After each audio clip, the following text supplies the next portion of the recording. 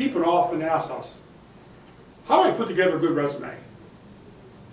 And we help them, we give them advice, and we even sometimes send them to our resume service. But let me give you what I think are the keys to an effective resume as told to us by the employers that we deal with. And the employers are really the people that count, especially when you're trying to sell yourself to get a job. So, the first key to an effective resume is the length.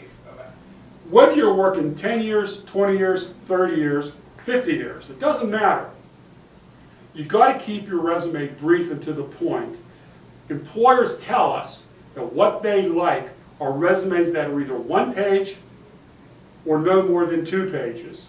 So you've got to do your best to minimize the information, but still make it effectively sell yourself so that it doesn't exceed the recommended 2-page limit. Number 2, accuracy and organization, or organized. Make sure that your dates always coincide and jive together. We've seen resumes, and employers have caught this on resumes, where dates overlap and they just don't read well. It doesn't make any sense. So please, make sure your dates all correspond and work accordingly. Organized. Employers like resumes that read summary, education, and experience with your most recent experience first in descending order. We just got a resume a couple days ago from a candidate, and the person had a job 15 years ago as the first thing on their resume, and their current job buried on the second page. You don't do that. You want an employer to know, what am I doing now? What's my current role? Accomplishments. A resume is an advertising tool. It sells an employer on who you are and why you should be hired. It's not good enough to tell an employer that I'm an engineer and I design widgets. I'm a controller and I do accounting.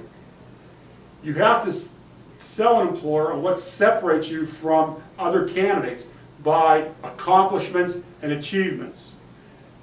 Employers like people that can do one of 3 things. Either help a company make money, help a company save money, or help a company protect their good name. And a resume should reflect those things. Number 4, spelling. And even though it sounds ridiculous, we get resumes, we see them, where there's misspellings on there. And I didn't even have this on there, but even poor grammar. Please, spell check, spell check, spell check. And even when you spell check again, and have somebody else look at it. The worst thing you could ever have happen is have this wonderful experience, this wonderful background, and an employer say, I don't want to hire him, I don't want to see her, because there's misspellings on the resume. So please, that's the simplest thing to correct. Hope these 4 points help you when you put a resume together. To learn more about our resume service, visit us at gloversearch.com. But again, it has to be a reflection of you. So try to incorporate these 4 items the next time you put together or update your resume. Happy hunting.